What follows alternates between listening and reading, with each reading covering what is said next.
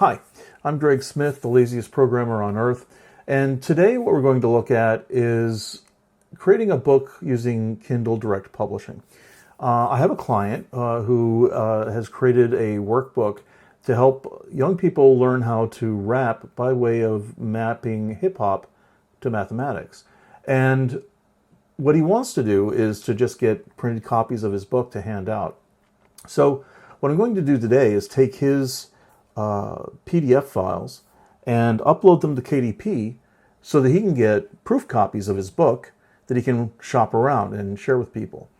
The great thing about KDP is that it takes almost no effort on your part. All you have to do is create a PDF that you're satisfied with, upload it, and ask for copies.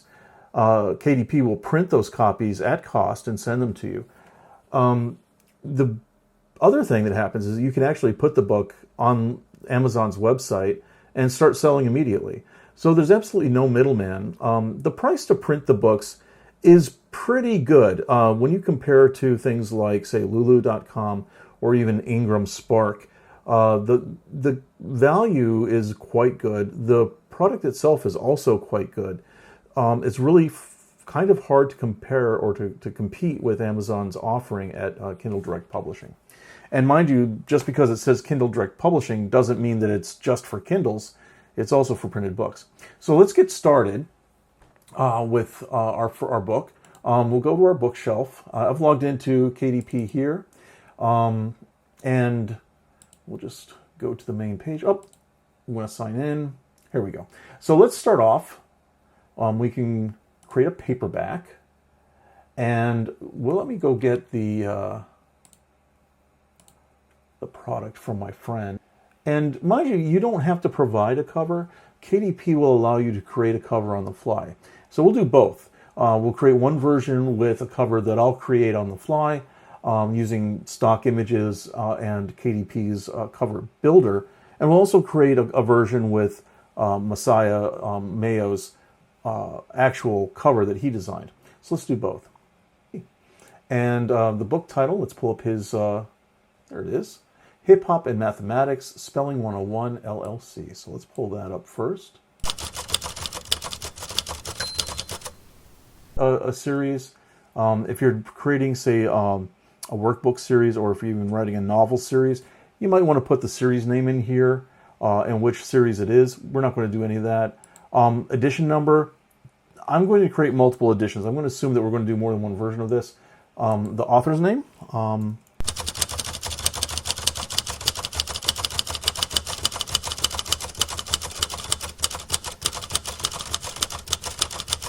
this is not set in stone. So, this is the description that will show up when the book becomes public. We're not going to publish the book right away. What we're going to do is create the book and then get proof copies. So for right now, this is a sufficient description. But at some point when we do go public with the book, we're going to put in a really nice description that impels the reader to want to buy this book. So let's see. I own the copyright. Messiah owns the copyright, so I'm going to go ahead and say that that's true. It's certainly not a public domain work. I'm not going to set up any keywords at this point. Those are used later when we actually do publish the book. Categories, again, we're going to do that later. It is not adult content. Any child can read this book. So we'll save that. Oh, they found an issue on an earlier page, so we'll go back to try and fix that. And what is it that it's concerned about?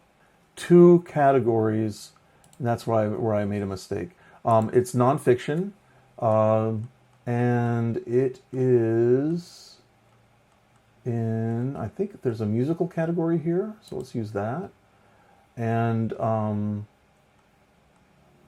lyrics, I'm going to say instruction and study. Again, these are not set in stone, so I'm going to go ahead and set up songwriting because he's teaching how to do hip-hop. And also techniques. I'm actually going to move that to theory. Yeah, that looks good. So we'll save that. And I think that was the mistake I made. I forgot to create categories.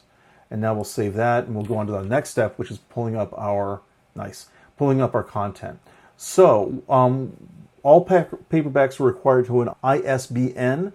This is a number that is used by the industry to keep track of who owns what book. We don't. ISBNs are strange. They're just a number. Only one company, Bowker, has the right to sell these numbers, and it's just a number, and they sell them for like $150 a piece. I personally, when I was doing publishing, I bought a pack of 100 for $1,500 to cut down on the price. So we're going to go ahead and use a free KDP ISBN, and then we're going to just assign that.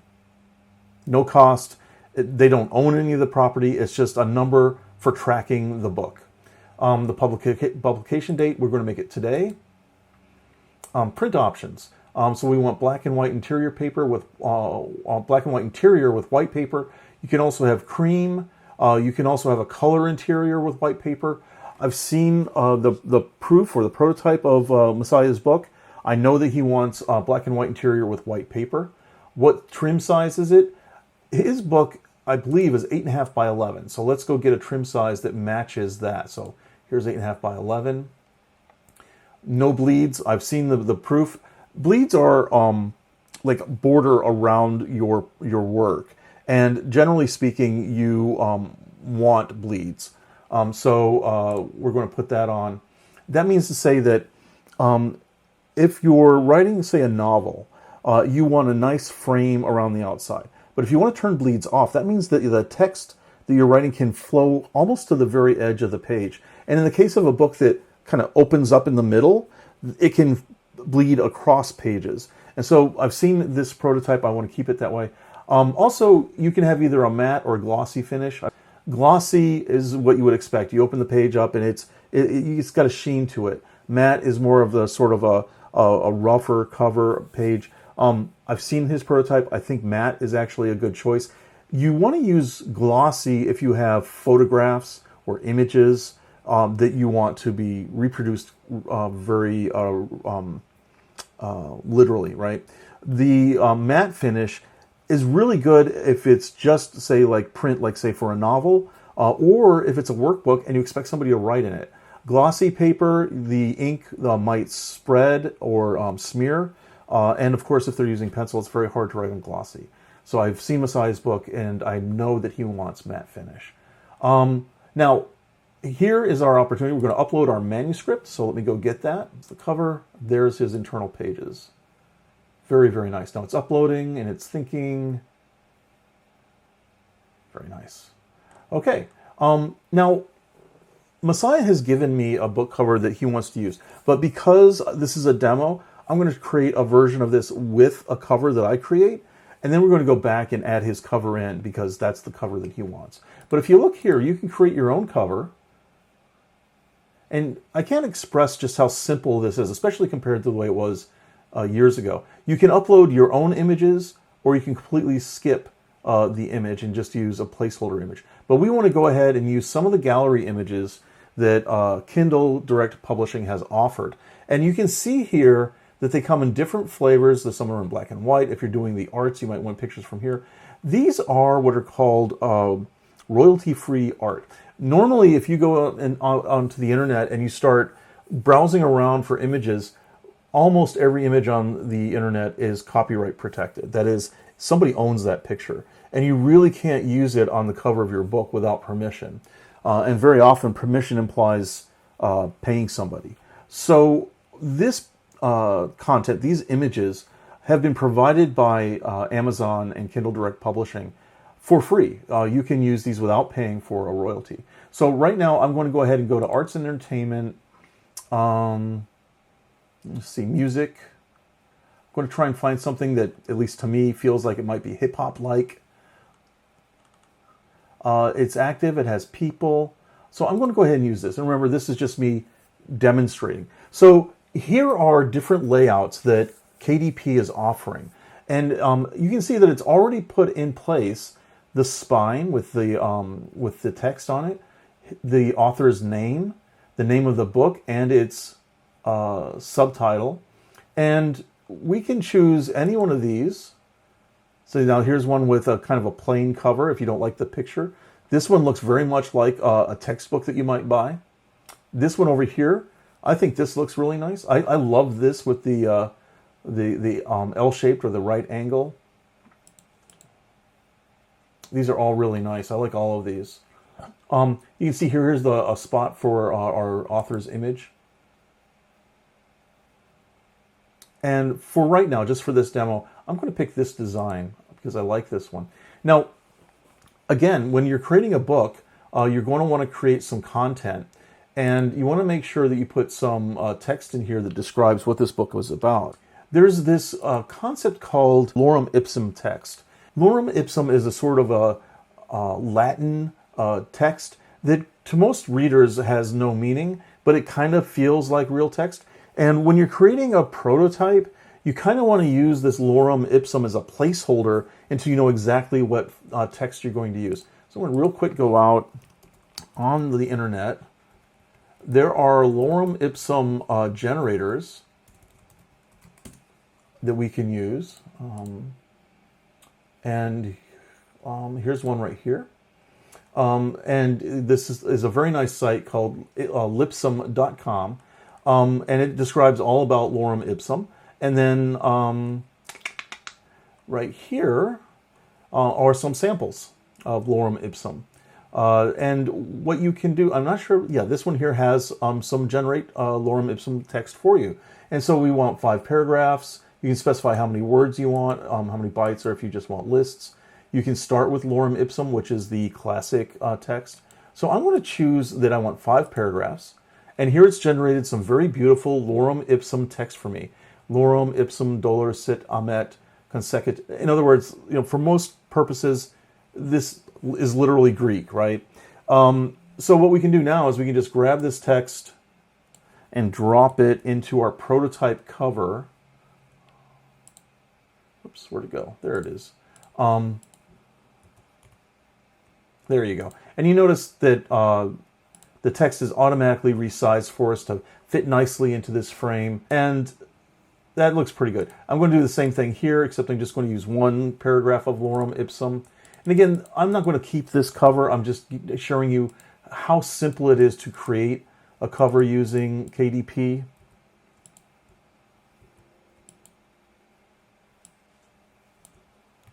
There we go. Very nice. So this is where you would put a description of the author, and this is where you would put the author's face.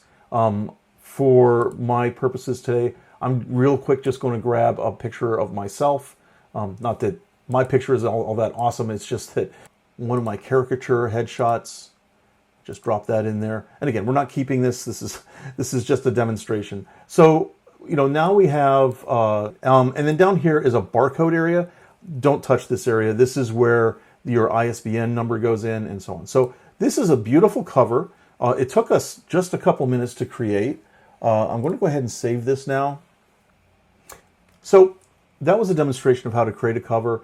You don't have to use KDP's covers. You can create your own, and Masai has already created a beautiful cover for his book. So I'm going to go and grab that cover, and put that in its place.